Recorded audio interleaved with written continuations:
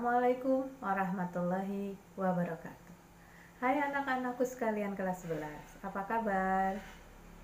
Mudah-mudahan kita semua selalu ada dalam keadaan sehat walafiat. Kita bahas arti pengertian imperialisme dan kolonialisme. Kata imperialisme berasal dari bahasa Latin, yaitu imperare, yang artinya memerintah. Dan juga berasal dari kata imperium, yang artinya hak untuk memerintah. Memerintah dalam hal ini yang berarti menguasai dan mengurus suatu negara atau daerah. Maka muncul istilah imperator, julukan bagi orang yang memerintah. Apa itu imperator? Imperator adalah raja yang diberi hak untuk memerintah. Nah, kenapa muncul istilah-istilah imperare, imperium, dan imperator ini adalah karena zaman dulu kebesaran seorang raja itu dilihat dari berapa luasnya daerah kekuasaannya. Maka mereka berlomba-lomba melakukan peluasan wilayah, penguasaan wilayah kepada negara lain dengan cara apa? Dengan cara memaksanya merebutnya dari negara lain. Nah, sedangkan pengertian imperialisme menurut Kamus Besar Bahasa Indonesia adalah suatu sistem politik yang bertujuan menjajah negara lain untuk mendapatkan kekuasaan dan keuntungan yang sangat besar. Kemudian ada pengertian imperialisme yang lain adalah suatu sistem penjajahan langsung dari suatu negara terhadap negara lain. Kolonialisme. Kata kolonialisme berasal dari bahasa Latin, yaitu kolonia, yang artinya tanah jajahan atau tanah pemukiman. Sedangkan pengertian kolonialisme adalah suatu usaha perluasan atau pengembangan kekuasaan sebuah negara atau wilayah dan manusia di luar batas negaranya. Kenapa muncul kolonialisme? Kolonialisme diawali pada zaman Yunani kuno. Para petani berpindah tempat ke daerah yang subur karena di negaranya daerahnya tandus. Dan mereka masih tetap berhubungan dengan negara asalnya. Bahkan mereka memberikan upeti setiap tahunnya. Nah, pemberian upeti ini dianggap karena negara asal gitu ya menganggapnya bahwa daerah tersebut adalah daerah koloninya atau daerah jajahannya. Gospel yang artinya menyebarkan agama Kristen. Mereka mempunyai tugas suci untuk menyebarkan agama Kristen ke seluruh dunia pasca terjadinya perang salib yang terakhir, di mana Konstantinopel dapat dikuasai oleh Turki Utsmaniyah pada tahun 1453. Sedangkan tujuan imperialisme modern adalah hanya untuk mengembangkan perekonomiannya. Mereka amat sangat membutuhkan bahan baku untuk industrinya. Maka mereka mencari daerah jajahan dalam rangka memperoleh bahan baku. Nah, itulah perbedaan antara imperialisme kuno dengan imperialisme modern. Selanjutnya kita bahas macam-macam imperialisme berdasarkan tujuannya. Macam-macam imperialisme berdasarkan tujuannya. 1. Imperialisme politik. 2. Imperialisme ekonomi. 3. Imperialisme kebudayaan. Dan yang keempat, imperialisme militer. Imperialisme politik. Imperialisme politik adalah upaya untuk menguasai seluruh kehidupan politik bangsa atau negara lain. Negara yang dikuasai merupakan daerah jajahan yang sesungguhnya. Nah, dalam hal ini, apabila kehidupan politiknya sudah dikuasai, otomatis kehidupan yang lainnya seperti ekonomi, sosial, dan budaya pun dikuasainya. Maka ada istilah penjajahan yang sesungguhnya. Kemudian yang kedua, imperialisme ekonomi.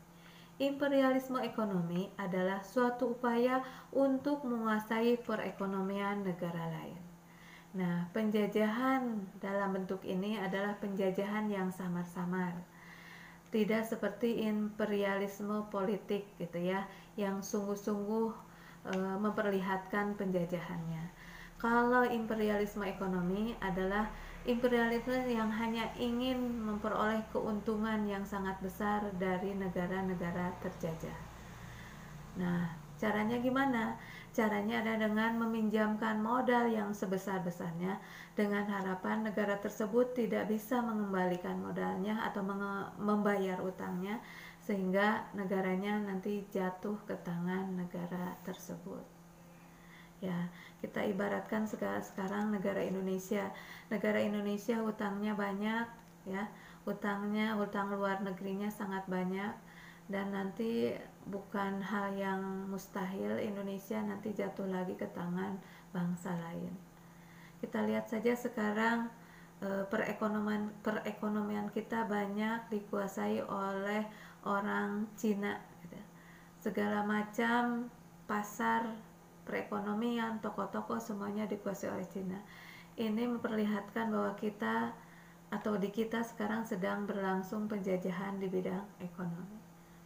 Yang ketiga adalah imperialisme kebudayaan. Imperialisme kebudayaan adalah suatu upaya untuk menguasai mentalitas dan jiwa dari negara lain. Kebudayaan suatu negara tercermin dari mentalitas dan jiwa bangsa tersebut. Apabila mentalitas dan jiwanya sudah berubah, maka otomatis kebudayaannya pun berubah. Kita ambil contoh kebudayaan Barat yang sangat bertolak belakang sekali dengan kebudayaan Timur, antara lain tentang minuman keras gitu ya. Di Barat minuman keras adalah budaya yang baik, tapi di Timur adalah budaya yang tidak baik. Nah, bangsa Barat mempengaruhi kita, mempengaruhi mentalitas bangsa kita, mempengaruhi jiwa bangsa kita dengan memperkenalkan budaya-budaya mereka, sehingga kita terpengaruh dan kita berbudaya seperti berbudaya orang Barat. Nah, ini pun terjadi di kita. Ini adalah salah satu bentuk imperialisme yang tadi seperti imperialisme ekonomi, samar-samar nggak terlihat, tapi cukup mempengaruhi kehidupan bangsa Indonesia. Yang keempat adalah imperialisme militer. Imperialisme militer adalah suatu upaya untuk menguasai daerah-daerah dari negara lain yang dianggap strategis yang dapat digunakan untuk kekuatan angkatan bersenjatanya, atau istilah lainnya dianggap strategis, kemudian dikuasainya adalah dengan cara menggunakan kekuatan bersenjata atau dengan cara peperangan. Jadi daerah tersebut dianggap sangat strategis, kemudian dipaksa dikuasai dengan cara kekerasan, dengan cara berperang. Nah, itulah macam-macam imperialisme berdasarkan tujuannya. Bentuk-bentuk koloni. 1. Koloni penduduk. 2. Koloni kelebihan penduduk. 3. Koloni deportasi. 4. Koloni eksploitasi. Dan 5. Koloni sekunder. Koloni penduduk. Dalam bentuk ini, pendatang berbaur dengan penduduk asli. Namun kemudian mereka mengambil alih seluruh urusan pemerintahan, sehingga penduduk asli menjadi minoritas, menjadi tersisihkan bagai tamu di rumahnya sendiri. Selanjutnya, koloni kelebihan penduduk. Koloni kelebihan penduduk hanya bertujuan untuk mengatasi masalah kepadatan penduduk di negaranya. Dengan menemukan daerah baru sebagai koloninya, maka masalah kepadatan penduduknya dapat teratasi. Yang ketiga, koloni deportasi. Deportasi yang berarti membuang. Nah, dalam bentuk ini, tujuan negara hanya untuk membuang orang-orang jahat yang disebut para narapidana. Yang keempat adalah koloni eksploitasi. Artinya, koloni ini atau negara yang melakukannya bertujuan untuk mengeruk habis sumber daya alam negara lain dengan maksud untuk memperoleh kekayaan yang sebanyak-banyaknya. Hal ini dilakukan oleh Belanda terhadap Indonesia. Belanda menguras habis sumber daya alam Indonesia dengan maksud untuk memperoleh kekayaan dan untuk membangun negaranya. Yang terakhir adalah koloni sekunder. Koloni dalam bentuk ini tidak menguntungkan, tapi hanya untuk kepentingan strategis saja. Kesimpulan, kolonialisme dan imperialisme mempunyai persamaan dan perbedaan. Diibaratkan seperti satu keping mata uang. Satu keping mata uang ini adalah satu mata uang yang sama, tapi mempunyai dua sisi yang berbeda karena mempunyai gambar yang berbeda. Ibu ambil contoh satu keping mata uang 1.000. Satu sisi bergambar angklung dan satu sisi yang lain adalah angka senilai Rp1.000.